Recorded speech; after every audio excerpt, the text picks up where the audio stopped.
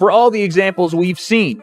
Him suing Showtime for $300 million, him foreclosing on multiple properties, him losing on investments on multiple properties, him buying a lot of depreciating assets, and him all of a sudden looking to box very much in the year 2026. Floyd losing money Mayweather, as the chatter says, is in dire straits financially.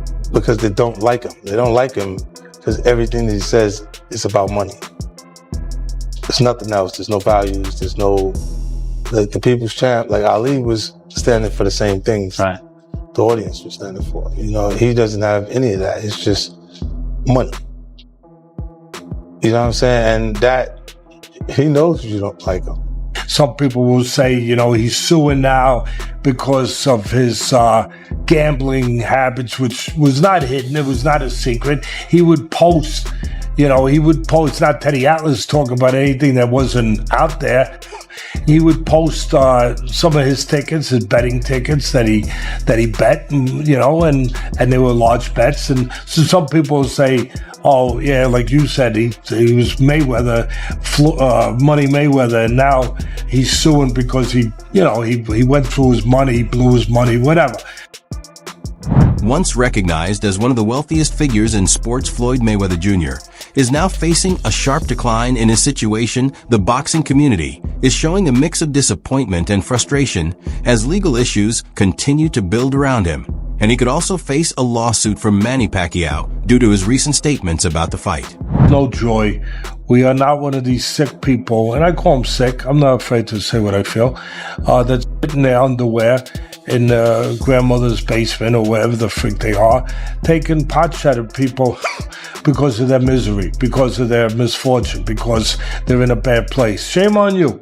And shame on the people out there. I know that there's some of them. Everyone knows I don't really read that internet unless somebody shows me specifically some stuff. And I saw some of the stuff. I didn't want to see any more, so I told them, don't show me anymore. But I saw enough to see what was out there. People taking shots at a great fighter, Mayweather. Probably the same people that were, applauding him and saying how great he was at one point, and now they're taking shots at him like they're almost, like they get pleasure out of seeing a great.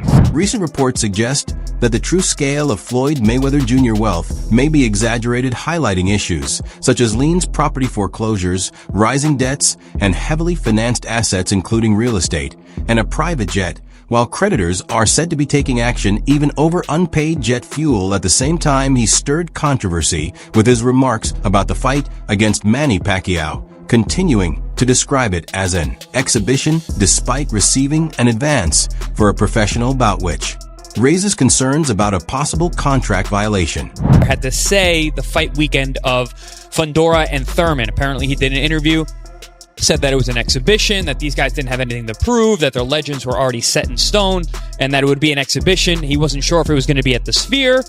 Apparently, that is not true. According to a Boxing Scene article that interviewed Jaz Mathur, the CEO of Manny Pacquiao Promotions, said that, yes, the fight is contracted for the Sphere, booked at the Sphere, scheduled at the Sphere for September 19th. It is booked as a professional fight, not as an exhibition. It was never booked as an exhibition, which makes sense because Netflix got behind it, and I would assume that they would not want an exhibition. We said the other day, I think it was actually yesterday, we said that this fight has to be a real fight and not an exhibition because, one, Netflix is involved, two, Manny Pacquiao wants that get back, and two, also just betting lines. It's a huge aspect of this sport and this kind of... On Twitter, Mike Coppinger highlighted the disputed remarks made by Floyd Mayweather Jr., explaining that his statements go against the official announcement from Netflix, and warning that continuing to label the bout as an exhibition could put him in violation of his agreement. Wade Plemons added that accepting signing bonuses and advance payments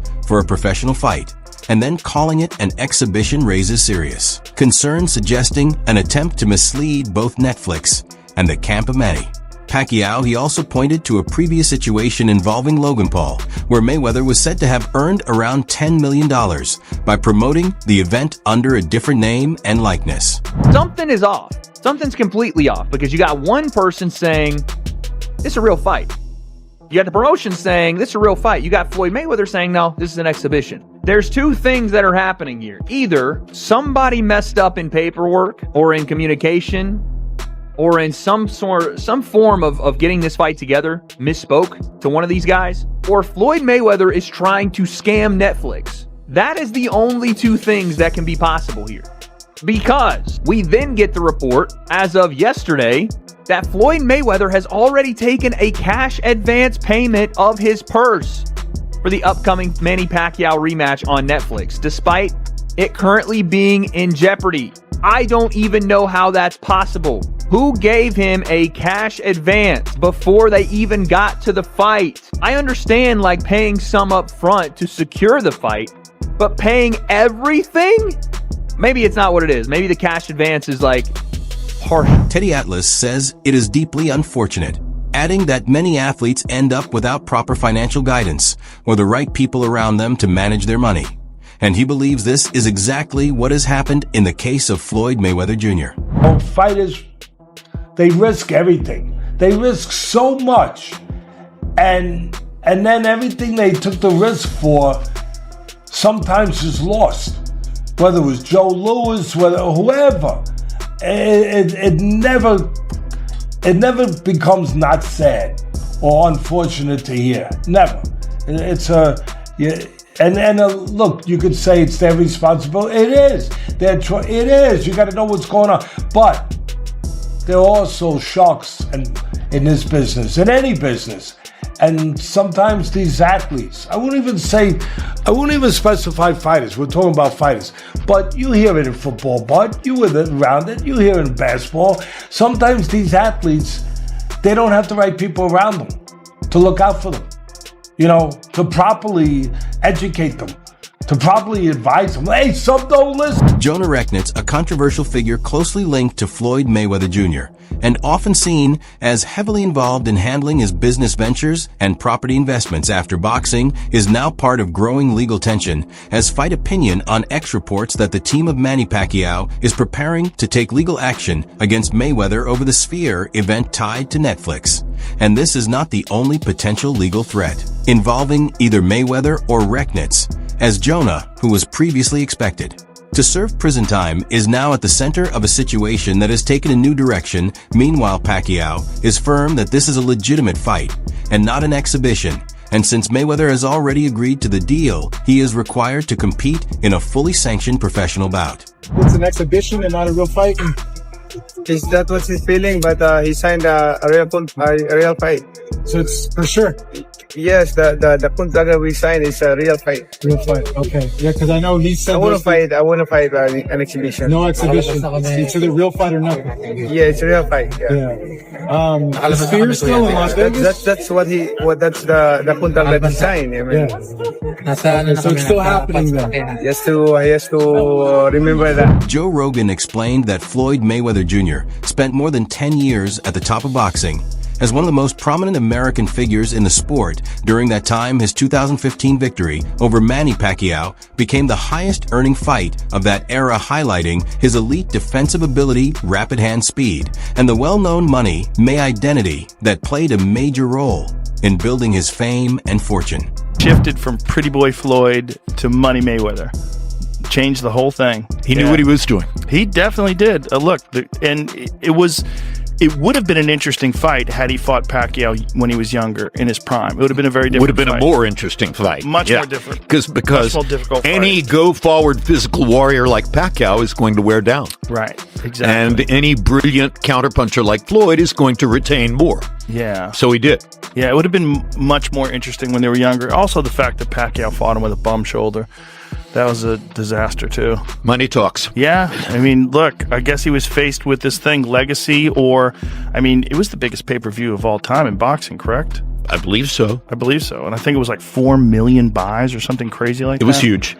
So, what is that? It was massive.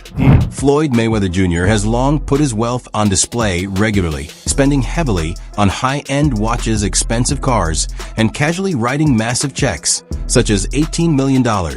As though money held no value, he consistently projected an image of being untouchable and unaffected by financial consequences. However, he has now taken legal action against his former broadcasting partner Showtime, along with its former President Steven Espinoza, claiming he is owed $340 million. This case underscores the clear gap between his public image of limitless wealth and the complicated financial disputes happening behind the scenes, proving that even someone as rich and well-known as Mayweather can face serious issues when money agreements and obligations come into conflict. What, you got to talk about it? 18 mil retired. I know some people gonna be like, well, you didn't. You said I didn't want to say I was active because that's normal. Right? I said I wasn't activated. I knew what I said. So a lot of times I'm like, oh, you didn't say it right. I knew I said it right. I knew what I said. I knew what I posted. I don't really care how much you make, bro. I feel like writing an $18 million check has to feel some sort of way, though. That's crazy. I didn't want to do it. Of course, I'm like, who wants to give up basically 20 million? You wrote 18,180,000,000.00. Like, bro, that's crazy. You know, I got huge deals on the table, so I'm always making shake. What's the biggest thing you got working right now? I can show this. Come here. So come here. So Dude, funny as hell. Look at this long. Okay. So right here. That's crazy. I just keep stuff on the low. Yeah, my math don't work like that. My math.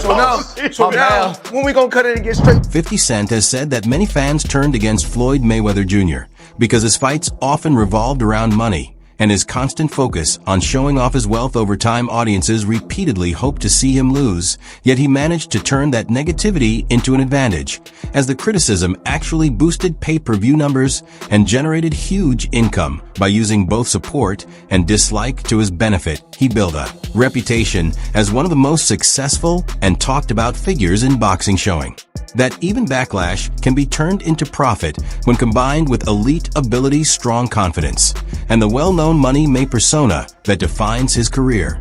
He said something to me one time, very simple. He said, what a prize fighter fight for? And I'm like, and he said, the prize. So it's okay for you to watch the fight. Don't nobody watch Floyd fight to see how amazing he is. They watch it for the opportunity to see him lose. Right. Because they don't like him. They don't like him because everything that he says is about money. There's nothing else. There's no values. There's no, like the people's champ, like Ali was standing for the same things. Right. The audience was standing for. You know, he doesn't have any of that. It's just money. You know what I'm saying? And that, he knows you don't like. Max Kellerman explains that boxers like Floyd Mayweather Jr., who live with heavy spending habits and neglect smart investment decisions, often run into major financial trouble after their peak years. He stresses that even athletes who earn huge amounts can face difficulties later if they do not handle their finances responsibly. According to him, spending without planning ahead leads to unavoidable problems once income begins. To drop using Mayweather as an example, he shows how poor financial planning can result in legal issues, rising debt, and even a return to the ring. His message is clear: strong money management is essential for long-term stability, even for the highest paid athletes. What do you feel about like Floyd with the 3 fights that's coming up? Floyd Mayweather, Pacquiao, Floyd Mayweather, Mike Tyson, Floyd Mayweather. I think the guy's from Greece or something like that. What do you feel about great champions doing these kind of fights as well, or just these kind of fights that's going on? They need money. Damn. Yeah, when you need money. This is the problem with boxing. You think about financial literacy, right? And you talk about like NFL players or NBA players. There's support systems for those dudes. There's nothing like that for fighters. They got to figure it out all themselves. And if you're a fighter, that means you did not have options. Right. Yeah. It's not like basketball or football. If you could, like, by the way, football players couldn't play basketball, or they play basketball. It's a better deal, right? That's if you can, you do. And boxers couldn't do either one of those things, right? They're too small, or they got hurt, whatever it is. And so you're dealing with a section of our world. Max Kellerman has criticized Floyd Mayweather Jr. for poor handling of his finances, pointing to his heavy spending on luxury cars, expensive watches, and gambling. He explains that showing off wealth without proper planning can lead to financial instability, and notes that many athletes experience the same outcome, finishing their careers with little left despite earning millions. He emphasizes that even the highest paid competitors must manage money carefully because reckless habits and impulse spending can quickly reduce large fortunes. In his view, Mayweather's lifestyle stands as a warning example, showing how constant overspending and ignoring investments can create lasting financial problems, forcing even legendary athletes to deal with serious money issues later in life. On top of that, there's no support or kind of structure in place to help them at all. And so what usually happens with almost every fighter who ever lived, not everyone, but most of them, is they wind up going broke at a certain point, right? First of all, taxes, child support, all that kind of stuff, that promoters, this and that, and then just the way you spend your money. Could be bad investments. You could try to do the right thing and wind up with bad investments. You could just spend too much. And the thing is, if you're not the best in the world anymore, but you're one of, let's say, the 50 best in the world at what you do in your weight class, still hard to tell that dude you can make $100 million. No, don't do that because you're old. Right. Why would he not do